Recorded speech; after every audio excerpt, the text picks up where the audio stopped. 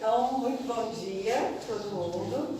Eu já começo agradecendo a Ana Keila, o Pedro, pela essa organização e colocar a gente na escala, né, dessa conversa. Porque quando a gente fica responsável, a gente faz o estudo, a gente faz a pesquisa e aí a reflexão ela começa com a gente, né? Então isso é de extrema importância. Toda vez que a gente é convidada, eu sempre começo agradecendo, porque às vezes a gente vai adormecendo alguns ensinamentos de Jesus que a gente já sabe, mas o dia a dia, o cotidiano, o sofrimento, vai fazendo a gente esquecer, né? Então, quando a gente consegue parar um tempo para estudar e para pesquisar, isso é primordial para a gente que está aqui na frente, né? Então, agradeço primeiro essa oportunidade da gente ter essa conversa que é tão rápida, né? Que é algo tão simples, mas que pode fazer grande diferença.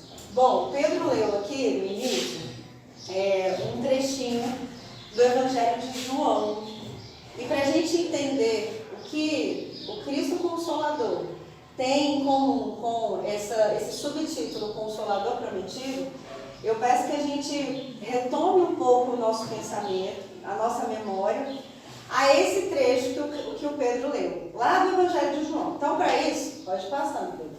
A gente vai retomar aí, pensar no contexto histórico, né? Então, estamos falando do século I, Jesus está encarnado, não, né? Está aqui fisicamente na Terra, há 3 anos fazendo as pregações, fazendo as curas, e ele está na quinta-feira, que era a quinta-feira de Páscoa, fazendo a ceia com seus apóstolos, um dia antes, né, da sexta-feira da Paixão de Cristo. E ali, na ceia, ele está dando os últimos ensinamentos, ele está falando, deixando as últimas explicações, né, porque ele em si já sabia do que aconteceria. Pode passar, Pedro. Não precisa ir muito esperando não, tá? Pode ir. Então, durante ali a Santa Ceia, né, prestes à crucificação dele, ele vai deixando e conversando. E aí o trecho que o Pedro leu é que ele diz o seguinte: vou trazer um outro Consolador. E esse outro Consolador, não podereis ver, ele lembrará o que foi dito e etc e tal. Ok. Aí tem esse outro trechinho que não estava ali na parte que o Pedro leu, por isso que eu trouxe ele. Ele fala assim, ó: eu vos tenho dito estas coisas enquanto permaneço aqui com vocês. Mas o Paráclito, e aí essa palavra é difícil, né, que tem origem no latim, ela quer dizer o companheiro que estará convosco, tá? Então o companheiro, o Santo Espírito que o meu Pai vos enviará em meu nome, vos ensinará todas as coisas e vos fará lembrar o que vos disse. Então, se a gente pegar a análise dessa fala de Jesus, que vos ensinará todas as coisas, quer dizer então que Jesus não ensinou todas as coisas. E que vos lembrará de tudo que foi dito. Por que a gente esqueceria isso? Né? Por que Jesus colocou dessa forma? E aí a gente vai continuar vendo. Jesus é crucificado lá depois da Sexta-feira Santa, a gente sabe. E depois que ele é crucificado, e aí eu queria a participação de vocês. A religião cristã, ela já é instaurada? Quem sabe disso? Quem sabe dessa história que a Bíblia traz pra gente? Jesus foi crucificado, né? Voltou, passou os 3 dias, ressuscitou. Ok, a gente ainda está falando do século I. E aí o que vai acontecer? Vão fundar as igrejas e vão começar a seguir a Bíblia? O que vocês sabem sobre isso? Dona Edna, o que a senhora sabe? O que aconteceu depois que Jesus foi crucificado? Ele deixou as coisas para ser continuado, né? A igreja, a pregação, o ensinamento, né? Entendi. Vamos ver então, Pedro. Historicamente falando, ali onde Jesus estava, né? Jesus nasceu em Belém, né? E ele morreu, ele foi crucificado em Jerusalém. Ali, que é no Oriente Médio, que a gente chama hoje de Oriente Médio, quem comandava aquele lugar era o império mais poderoso da Terra naquela época. Era o Império Romano. O Império Romano não ficava ali naquele lugar, mas eles eram tão poderosos que eles foram poder deles. Tanto que quem manda, vocês lembram lá que é o Pôncio Pilatos, que é quem organiza a crucificação de Jesus e etc. Então quem está ali comandando são os romanos. Depois da morte de Jesus, os cristãos, que foram os que tiveram os ensinamentos de Jesus, ouviram as palavras, e quem continuou depois, eles eram perseguidos pelo império. A religião cristã ainda não tinha surgido. Então tinha as pessoas que seguiam o que Jesus tinha ensinado, e elas tinham que fazer essas reuniões, conversar sobre o que Jesus trouxe, escondidos, porque era proibido. A religião romana, ela era, para vocês terem uma ideia, e a gente lembrar um pouquinho disso, ela era politeísta. Isso significa que eles acreditavam em vários deuses. Então tinha o deus da lua, o deus da guerra. Eles não acreditavam em um único Deus igual a gente. Até naquele momento, a única religião que tinha um Deus como criador e etc., era os judeus, onde Jesus nasceu ali, né? Ele nasceu em meio a essa comunidade. E aí, quando tem a crucificação, as pessoas que seguiam Jesus, elas eram perseguidas. Volta um pouquinho, Pedro, por favor. E essa imagem traz um pouco sobre isso. Então, esse império que eu falei para vocês, o Império Romano, quando conseguiam pegar as pessoas que estavam em reunião falando sobre Jesus, prendiam e elas eram levadas ao que trazia a alegria das pessoas naquela época. E sabe o que era que trazia alegria para o povo naquela época? Ir para uma arena, pensa em um campo de futebol bem grande.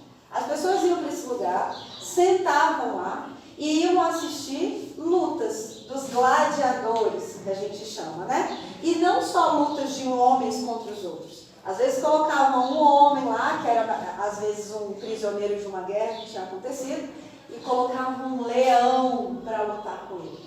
Esse era o espetáculo das pessoas. As pessoas adoravam ver isso. E depois da crucificação de Jesus, fazia parte do espetáculo colocar cristãos na arena. Então olha aqui, ó. Aqui são os cristãos. Olha a arena que eu falei para vocês. Todo mundo sentado, como se fosse a diversão daquela época. E aí esses cristãos, eles ali, aconteciam diversas barbaridades que a gente acha hoje. Então as pessoas eram queimadas, as pessoas levavam flecha, né, no corpo delas, eram também crucificadas. Colocavam as pessoas que foram presas, falando sobre Jesus, aqui na arena e soltavam os leões. E isso era o espetáculo da época. As pessoas se divertiam e se compraziam de ver isso. Isso a gente está falando de 2000 anos atrás, né? Que a gente pode falar, meu Deus, que coisa absurda, né? Mas isso há 2000 anos. E por que será que eles perseguiam Jesus? Por que Jesus era um perigo para esse império tão poderoso que a gente está conversando? Uma das fontes, uma das bases desse império era a vaidade, o orgulho. Os romanos, eles sentiam muito orgulho do que eles já tinham conquistado. Então era um império que tinha como base esse orgulho deles serem romanos e por aí, né? E Jesus, quando veio na sua pregação, a base dele era totalmente o contrário. É a humildade, é o amor, o perdão. Nunca que um soldado romano perdoaria qualquer ofensa. E Jesus, em plena aquela situação, fala, se alguém te bater aqui numa face, você tem que dar a outra. Se hoje, no ano de 2020, a gente não entende isso, imagina nesse período. Então era um perigo essas ideias de Jesus. Trazer essas ideias de humildade, de perdão, era totalmente contra o que os romanos traziam, né? O que eles pregavam. Por isso que eles perseguiram tanto. A gente vai passar mais um tempo e a gente vai ver ainda, pode deixar aí, Pedrinho. A gente vai ver ainda nesse período que a gente chama na história de Idade Antiga, né? Que a religião cristã, ela vai ser organizada por esse próprio império que eu estou contando para vocês, que perseguia os cristãos. A gente vai ter um imperador lá no século III, então passaram aí mais de 200 anos da crucificação de Jesus. A gente vai ter o Constantino, que a gente vai pensar o seguinte, olha só o tanto de século que a gente está aqui perseguindo esses cristãos, e a ideia não morre desse Nazareno. A ideia desse homem de trazer humildade, de amor e perdão não morre. Então o que esse imperador vai pensar? Vamos incorporar essa ideia ao nosso império.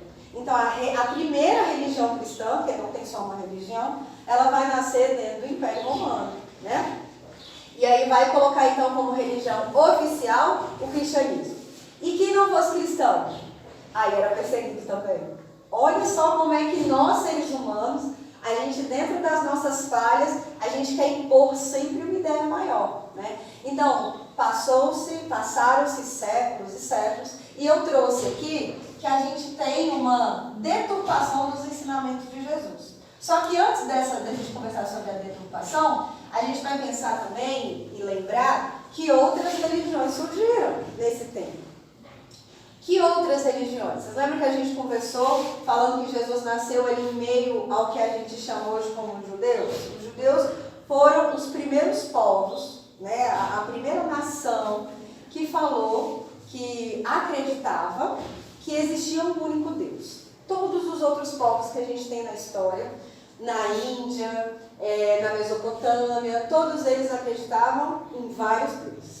Então, depois dos judeus, nasce a igreja cristã, a primeira religião é a igreja católica, e depois disso, lá por volta do século V, vai surgir outra religião monoteísta também, que é o islamismo. Eles também acreditam em um único Deus. Então, religiões surgem, eu não sei se vocês sabem, mas também o cristianismo e o judaísmo são bases para nascer o islamismo.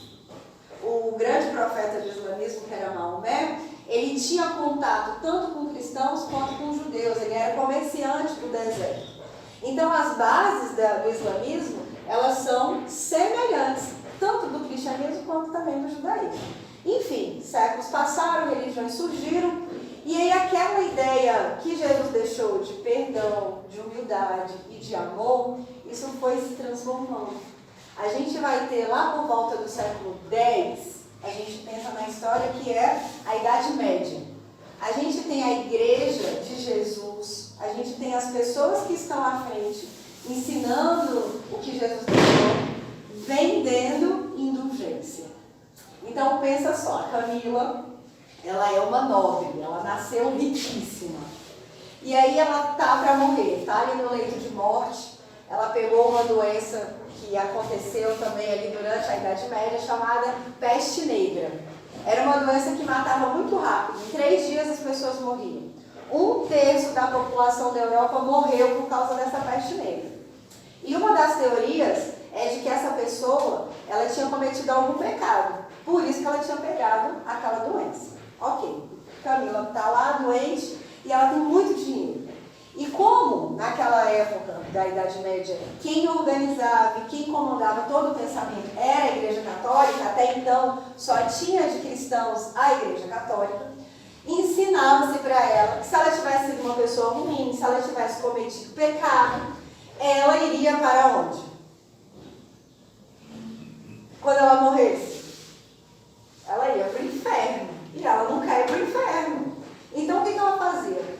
Chamava lá o responsável pela igreja e falava, olha, eu estou morrendo e eu não quero ir para o inferno, eu quero ir para o céu. Que foi o que foi ensinado. Existe o céu e existe o inferno. E aí, a nossa condição humana de erro, de falha, chegou a um ponto tão grave que a gente enquanto seres humanos, fazia o seguinte: você quer ir para o céu, Camila? Então você tem que pagar tantas moedas de ouro, e aí a gente você vai ter a indulgência necessária para ir para o céu. Você vai ter a qualidade necessária para ir para o céu. Isso que eu estou contando para vocês foi o ápice do abuso da igreja em nome de Jesus que cometia. Então, era uma igreja que preservava e que salientava a riqueza. Aí a gente pensa e fala o seguinte: a riqueza, o apego aos bens, ao ouro, às pedras preciosas, uma vez Jesus nos ensinou em várias situações o desapego à matéria. Vocês lembram daquela passagem do jovem rico? quando eu converso normalmente com os meus alunos sobre essa época da vida de indulgências, eu falo assim, gente, e Jesus ensinou a gente a ter apego ou a gente ter desapego? Eu fico, não sei. Tá, então vamos lembrar de uma história bem rápida. Chega em Jesus, vamos voltar rapidinho lá quando Jesus estava aqui. Chega em Jesus um jovem, com saúde, e ele tinha muito dinheiro, e era muito rico, era um jovem rico, ficou conhecido assim.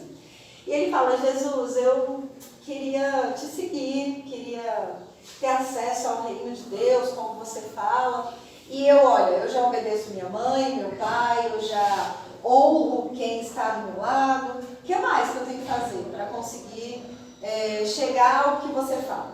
Ele falou, olha, volta lá na sua casa, nas suas terras, e deixa tudo, doa tudo, e segue comigo. É isso que você quer, né? Ter mais acesso ao que eu estou falando? Faz isso. E o jovem volta, né, para o seu local e nunca mais volta à presença de Jesus, porque ele não conseguiu desapegar das riquezas que ele tinha. Então, por várias vezes Jesus ensina que é a humildade que vai fazer a gente crescer enquanto ser humano e etc. Então.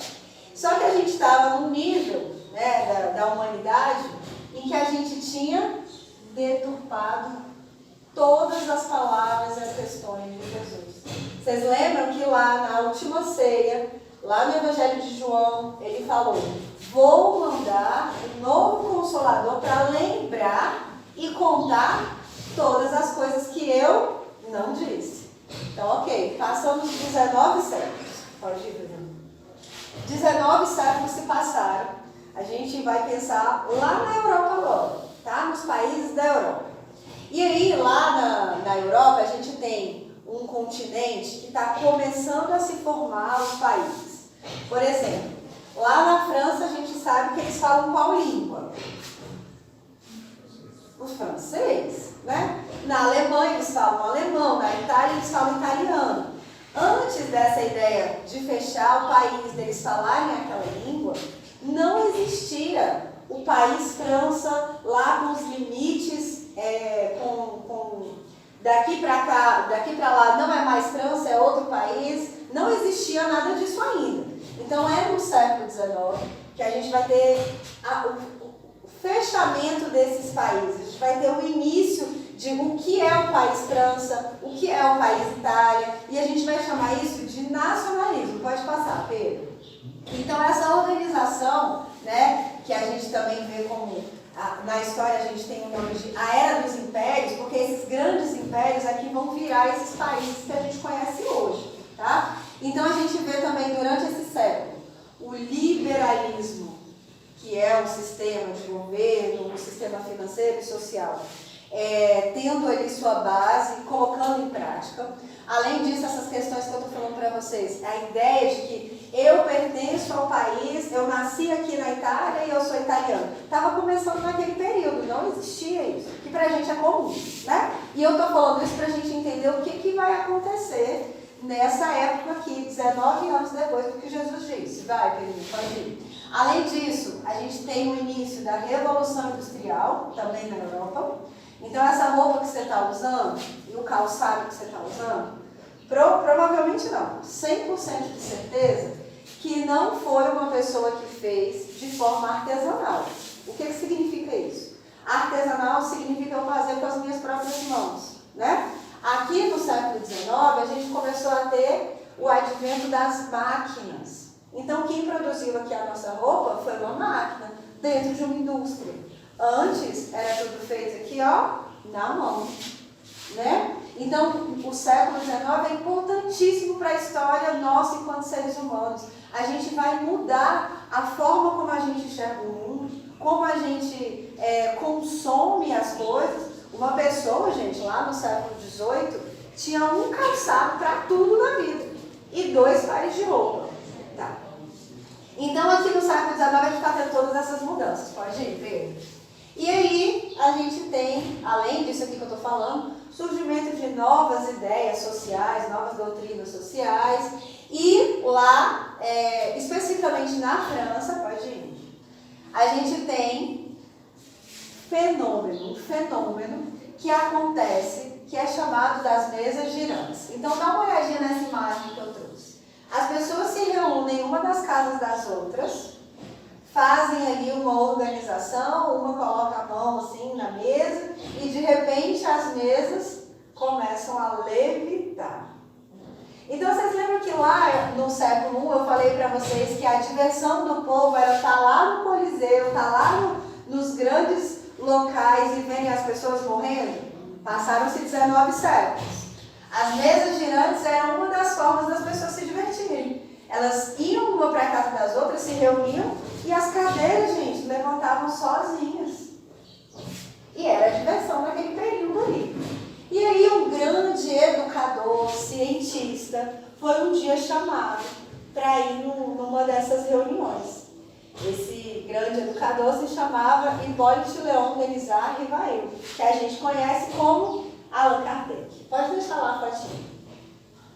E aí ele foi chamado e falou, não vou, porque isso para mim é mentira. A ciência não comprova que uma cadeira pode levantar. E eu, como homem sério que estudo a ciência e todas essas teorias da educação e etc., não vou. E aí ele foi convencido depois de alguns chamados, chegou lá para provar que aquilo ali era mentira, para provar que aquilo ali era um charlatanismo. E é a partir daí que vai nascer a doutrina espírita. É a partir desse homem duvidando que ele vai organizar o que a gente conhece hoje como a doutrina espírita. Então esse grande organizador, que é o Allan Kardec, ele vai ver que não tinha nenhum fio, que não tinha nada ali que justificasse que era mentira. E ele vai começar a estudar isso. E ele vai começar a ver que existiam espíritos desencarnados. Vai, Pedro. E em grandes orientações, na Gênese inclusive, porque o que a gente está falando é do Evangelho, né? Mas na Gênese, que é outro grande livro da base da doutrina espírita, ele também vai falar sobre o Consolador Prometido. E o que é o Consolador Prometido, então? Seria a doutrina espírita. E por que seria, então, a doutrina espírita aquele Consolador que Jesus prometeu lá na Santa Ceia? Como que seria uma religião? Da onde a gente tirou essa ideia? E aí a gente tem aí os porquês. Lembra que Jesus falou que esse Consolador iria lembrar a gente, né? Iria trazer e contar coisas que Jesus não tinha falado. E outra questão, depois de séculos de guerra, de questões angustiantes, a gente precisaria também, a gente teria essa necessidade da consolação. Após séculos de interpretações materializadas da palavra de Jesus, a gente precisava de um Consolador que viesse relembrar humildade, perdão, amor. Vai, Pedro. Outra coisa também que eu coloquei aqui pra gente lembrar. Durante séculos a gente tem questões assim, ó. De onde eu vim? Para onde eu vou? Qual o sentido da minha vida? Por que a gente está aqui? Por que eu nasci pobre? Por que eu nasci nessa família difícil? Então, essas questões dos corações humanos que a gente não consegue responder se não tiver uma visão espiritualizada, a doutrina espírita ela vem responder tudo isso. Então, as nossas angústias, as nossas dúvidas, a inquietude humana, ela vem ser respondida com tudo que a doutrina espírita traz. Além disso, né, grandes perguntas, pode ir colocando. A doutrina espírita ela não tem como base só, por exemplo, a questão da emoção. Então, uma das bases da doutrina espírita é a ciência. A gente não estuda os grandes fenômenos pela fé.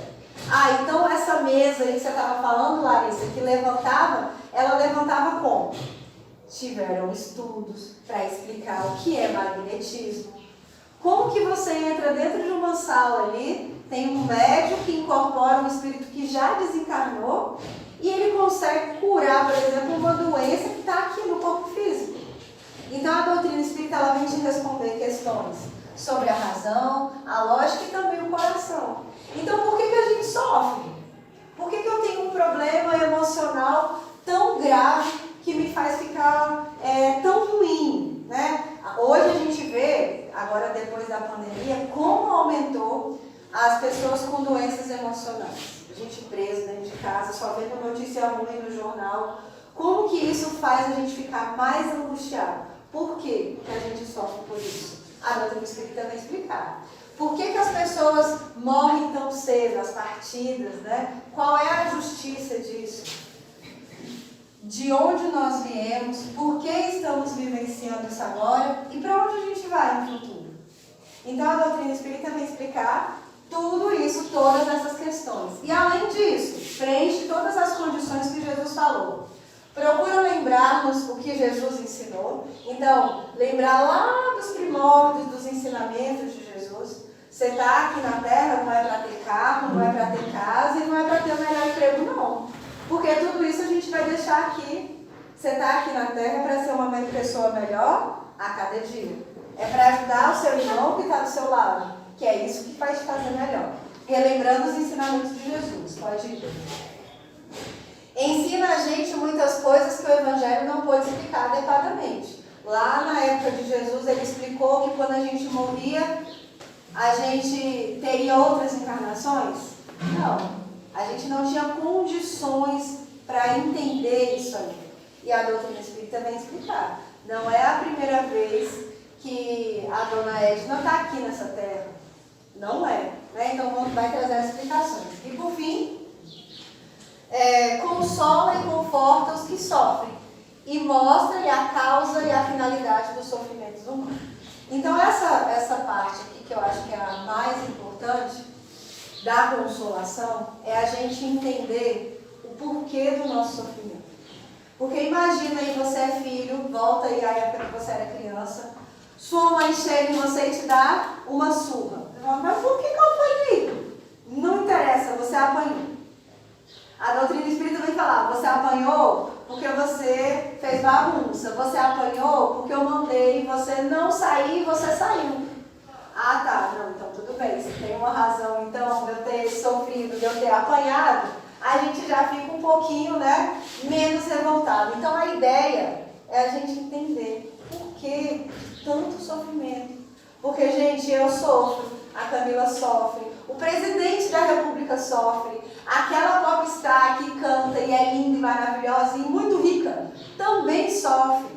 Porque é uma condição de nós que estamos aqui encarnados na Terra. E por que então que todo mundo sofre?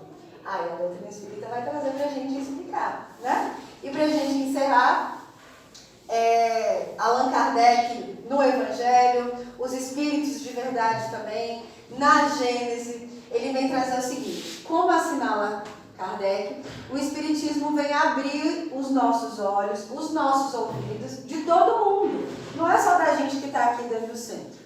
Pois fala sem figuras, nem alegorias, e levanta o véu intencionalmente lançado sobre certos mistérios, trazendo a consolação suprema aos deserdados da terra e a todos que sofrem. Para a gente terminar essa ideia aqui, porque uma coisa é a gente estar conversando, que está no Evangelho, outra coisa é quando o sofrimento assola o nosso coração, né?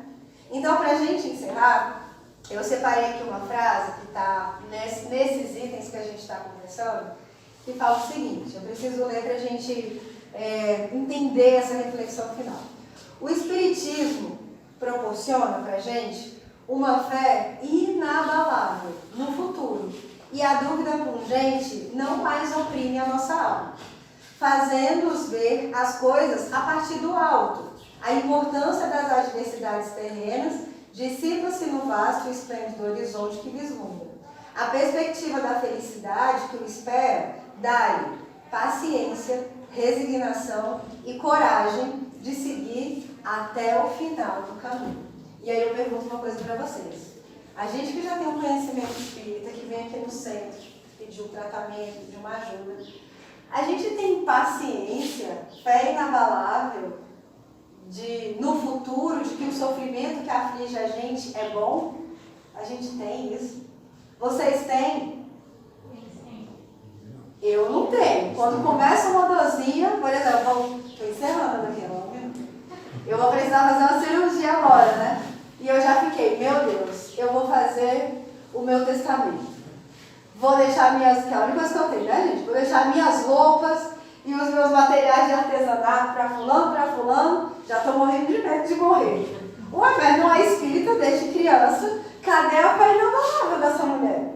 Por que a gente, então, mesmo tendo esses conhecimentos, a gente sofre tanto? Quem sabe me responder?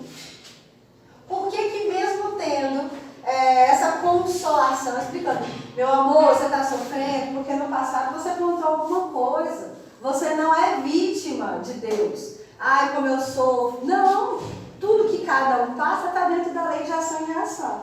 Por que será então que a gente ainda reclama, não entende? O que vocês acham? Como ele fala no início da passagem, né? Que a gente já passou por um processo de maturidade. Então a gente, à medida que a gente vai amadurecendo, entendendo melhor, a gente vai conseguindo se consolar e se fortalecer diante dessa condição da fé. Exatamente. É um processo realmente de construção e de aprendizado. Né? Aos poucos a gente vai conseguindo adquirir